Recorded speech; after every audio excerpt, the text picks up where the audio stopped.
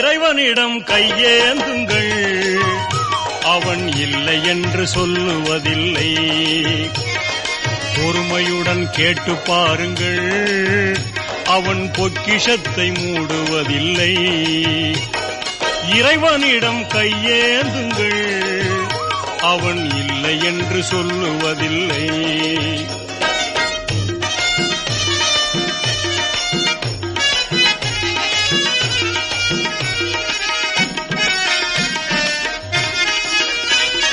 இல்லை என்று சொல்லும் மனம் இல்லாதவன், ஈடு இணை இல்லாத கருணை உள்ளவன், இன்னல் பட்டு எழும் குரலை கேட்கின்றவன், எண்ணங்களை இதயங்களை பார்க்கின்றவன்.